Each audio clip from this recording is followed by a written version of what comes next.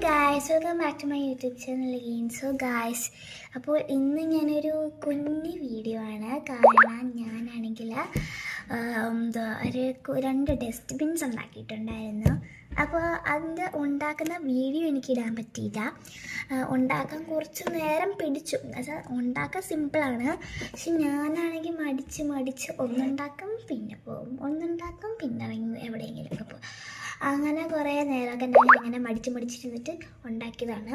ഞാൻ രണ്ടെണ്ണം ഉണ്ടാക്കാൻ നല്ല സിമ്പിളാണ്, പിന്നെ നല്ല രസവുമാണ് ഉണ്ടാക്കാൻ.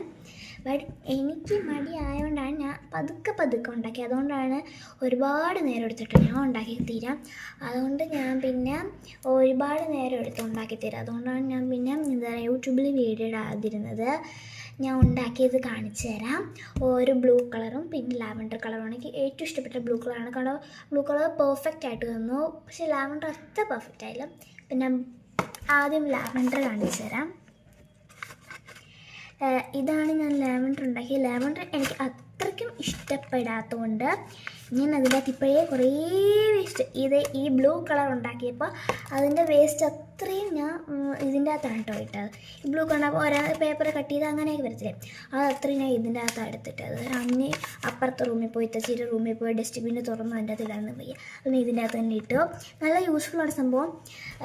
ഇത് ഞാൻ പേപ്പർ വെച്ചുകൊണ്ട് ഉണ്ടാക്കിയതുകൊണ്ട് ഫ്ലോപ്പായിപ്പോയി, ജസ്റ്റ് ചെറുതായിട്ടൊന്ന് ഫ്ലോപ്പായിപ്പോയി. ഉണ്ടാക്കണമെങ്കിൽ ചാർട്ട് പേപ്പർ വെച്ച് ഉണ്ടാക്കുക.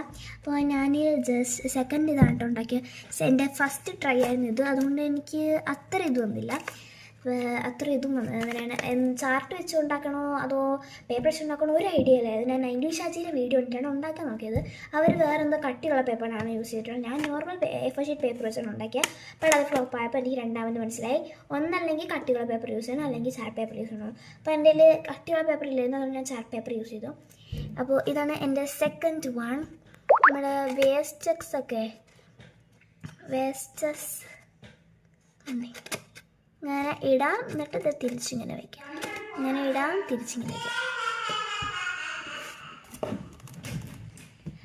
അപ്പോൾ പിന്നെ ഞാൻ വരച്ചു ഒട്ടിച്ചൊരു വലിയ സ്റ്റിക്കറും പിന്നെ സൈഡിൽ കവായ സ്റ്റിക്കേഴ്സ്, കുഞ്ഞു കുറച്ച് കവായ സ്റ്റിക്കേഴ്സ് ഒട്ടിച്ചു കൊടുത്തിട്ടുണ്ട്. ബാക്കിൽ ഞാൻ ഇല്ല മറ്റേ ക്ലാസ്മേറ്റ് ബുക്സിൻ്റെ അതാണ് കേട്ടോ ഒട്ടിച്ച് വെച്ചേക്കുന്നത്.